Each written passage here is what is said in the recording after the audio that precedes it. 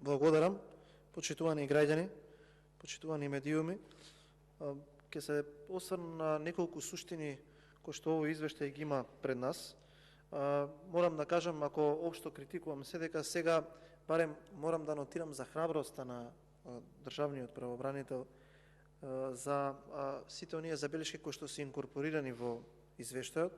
Морам да нагласам дека барем заменикот државен правобранител кој што е во моментов присутен на седницата доста јавно нотира одредени отворени прашања во општеството, што е за пофалба, и дека самото тоа што го каже и колешката Ласовска, дека институција која што има прилично висока доверба во населението е заради тоа што конкретно вие сум сретнал барем случај на контактна емисија да го оставите вашиот телефонски број и ете на некој начин отворена врата на граѓаните да се пожалат, да ги кажат своите маки, но жалам што оваа институција по начинот на кој што е уредена не може да делува и некако посуштински од тоа кое што во моментов ја дадено како надлежност, а она кое што би сакал да го кажам дека ова е извештај кој што е особено голем, каде што се навистина нотирани многу недоследности.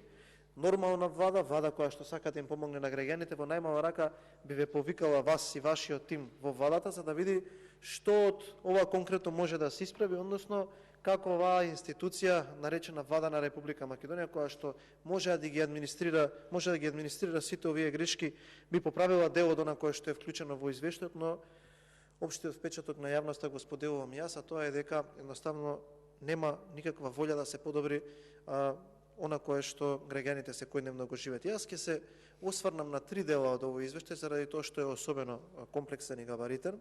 Првото е за правосудството. Покрај тоа што има доста представки кои што се зголемени од минатата година до сега од аспект на тоа како обвинителството или судството постапило, има еден загрижувачки податок, а тоа е дека јавното обвинителство, замислете драги граѓани, драги медиуми, воопшто не одговара на представките или на барањата на информациите од народниот правобранител. И тоа е многу загрижувачки.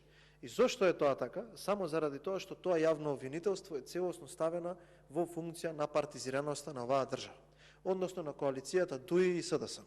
И не сакам да политизирам, но ќе кажам со емпириски примери зошто е тоа така.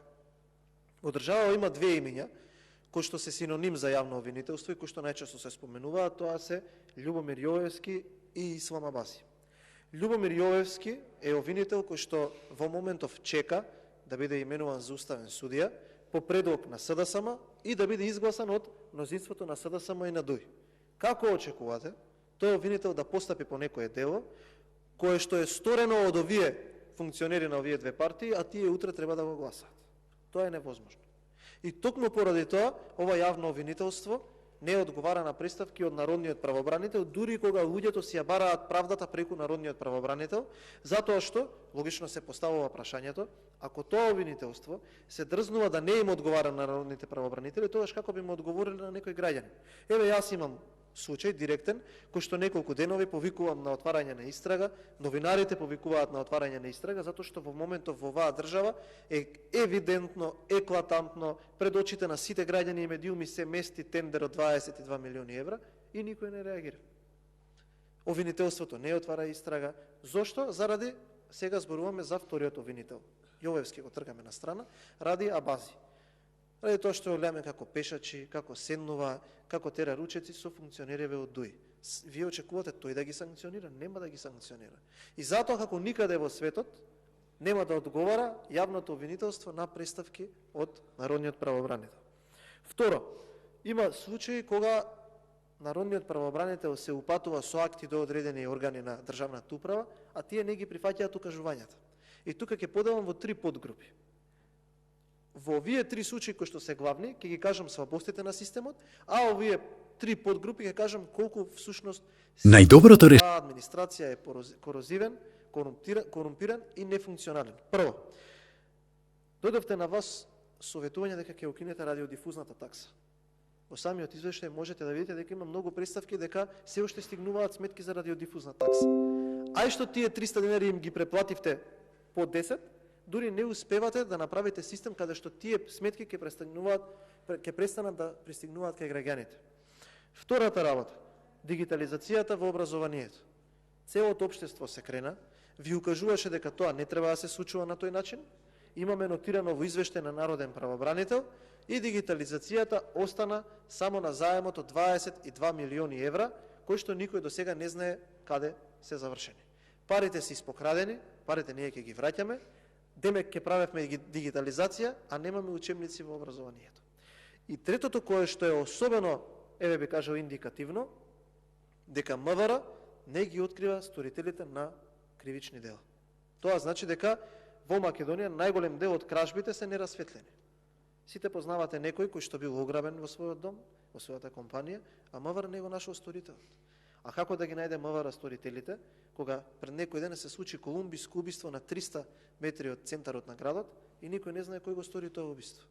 Дека во последниве 5 или 6 години Македонија стана земја во која што наркокартелите се пресметуваат во центарот на градот, не по периферијата, во самиот центар. Имаме убиства кои што се нерасветлени. А како МВР да ги открива овие сторители, кога МВР е во директна корелација со криминалците во оваа држава? Па не постои криминалец кој што не сме го виделе во друштво со некој владен функционер. Еве, излезе сега афера за директорот на БЈ. Ете, тој што беше убиен, кој што важеше за неформален бос на наркомафијата, во собранието е сликан со председателот на собранието.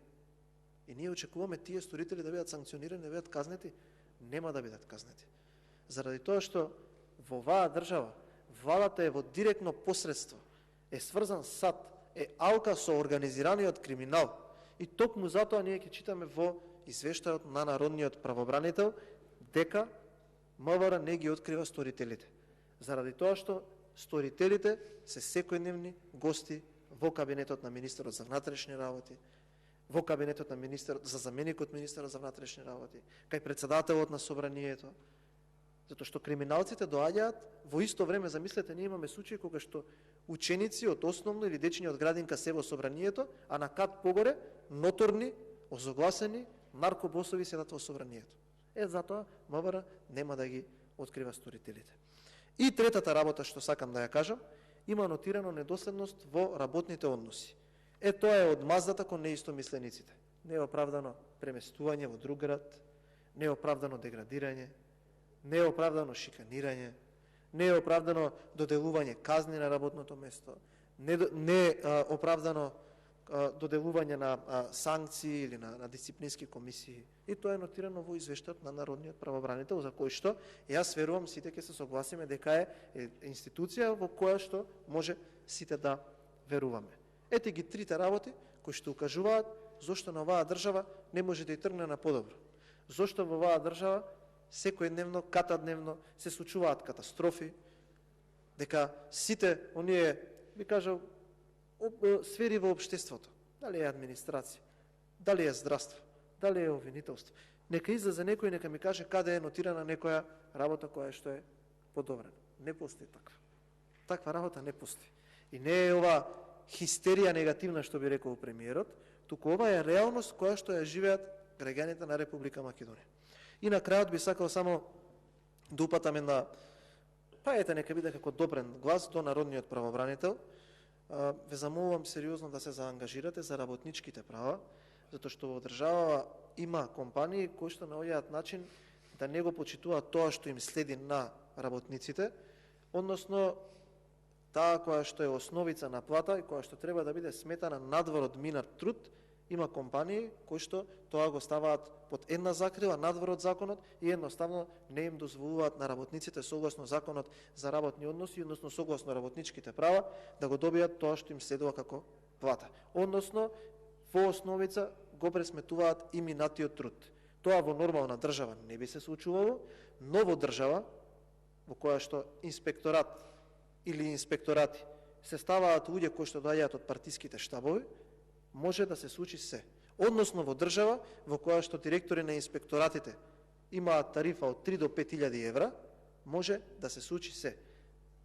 Сметам дека ова е една сериозна негативна појава во која што работниците во оваа држава може да најдат закрила само во вашата институција и ве замолил да бидете особено внимателни кон оние луѓе кои што можеби во наредниот период ќе бидат актуелни во медиумите. Благодарам. Има збор Грација